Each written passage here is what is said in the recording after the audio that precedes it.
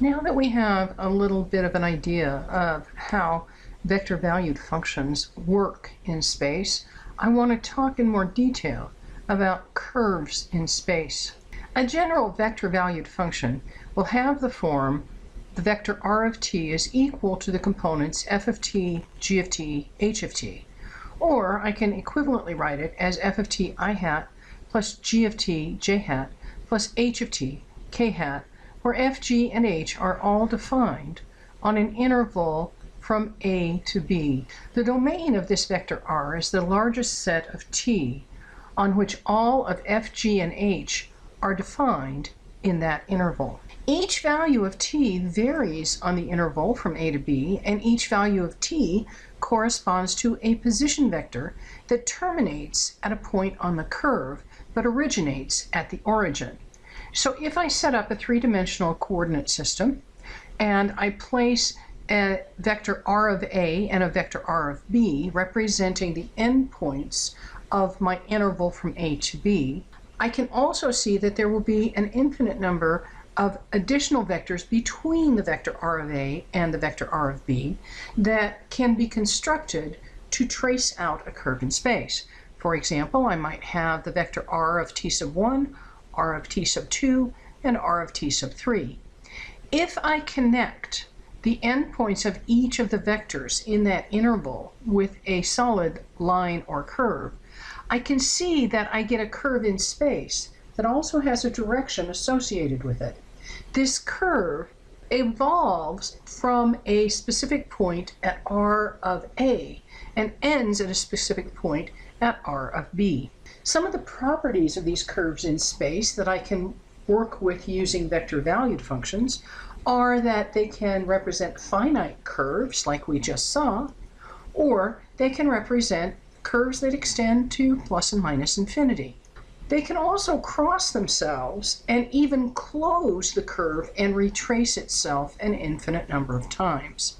The trick to graphing in 3 dimensions is that you're going to have to practice a little bit with some imagination. And if you have the ability to visualize things in 3D with rotations, you're going to do fairly well. This is not always easy to do, and I will show you how to use one tool to help you with this. In order to graph the curve described by the vector r of t is equal to 4 times cosine t I hat plus sine of t j hat plus t over 2 pi k hat, I start by noting that x is equal to 4 cosine t, y is equal to sine t, and z is equal to t over 2 pi. These are my parametric equations. If I let the parametric equation for z equal 0, I can see what the projection of my curve onto the xy plane will look like. The parametric equations x is equal to 4 cosine t and y is equal to sine t describe an ellipse. This ellipse lies in the xy plane, it's centered on the origin in the xy plane, and it has a major axis that lies along the x-axis.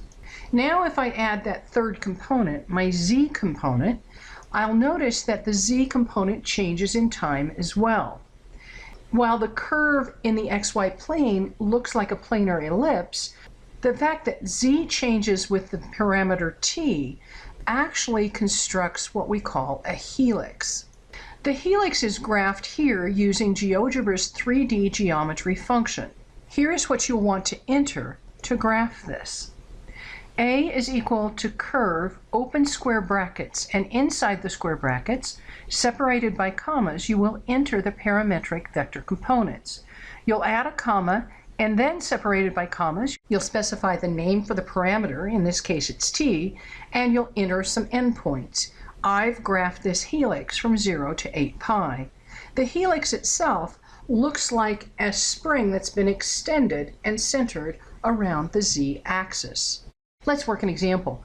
I want to graph the curve that's described by the vector-valued function. The vector r of t is equal to the quantity 3 plus the cosine of 15t times cosine t I hat plus the quantity 3 plus cosine 15t times sine t j hat plus 0.5 times the sine of 15t k hat, and I'm going to let t extend from 0 to 2 pi. In this case, it's not particularly easy to eliminate the parameter, and graphing this by hand can be a little bit challenging and time-consuming, but if we take a few minutes to explore what we already know about sinusoidal behaviors of curves, we can get a pretty good idea of what this curve is going to look like. In the first two components, the I hat and j hat components of my vector, there is a common factor that I'll call a of t that is given by 3 plus cosine 15t. This common factor multiplies cosine t in the I hat component and sine t in the j hat component.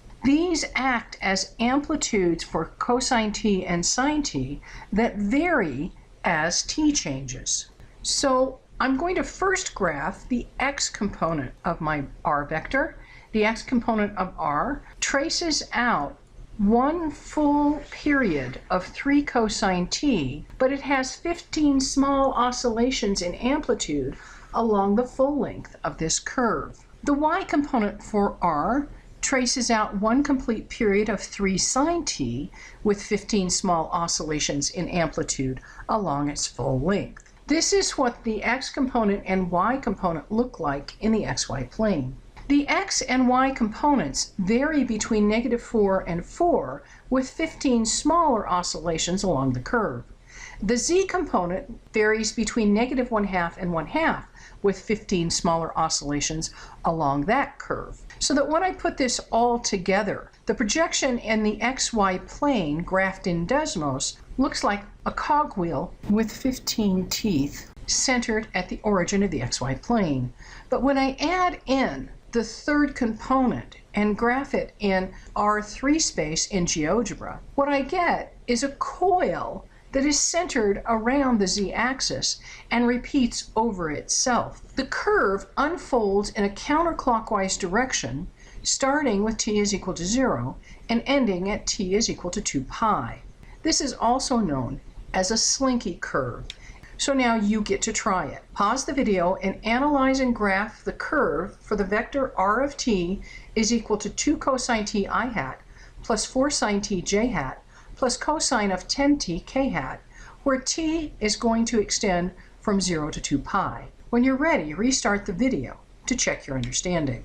I'm going to start analyzing my curve by looking at the projection in the xy plane, letting my third component, the one in the k hat direction, go to 0. I can see that if I plot this in just the xy plane, I get an ellipse that has a major axis along the y-axis. The x component of my curve traces out one full period of 2 cosine t between 0 and 2 pi. The y component traces out one full period of 4 sine t between 0 and 2 pi. The z component will vary between -1 and 1, and it will complete 10 full cycles between 0 and 2 pi. When I put all this together and plot it in GeoGebra, I get an elliptical shaped waveform that repeats over itself. In other words, I've added oscillations from the k component to the ellipse in the xy plane,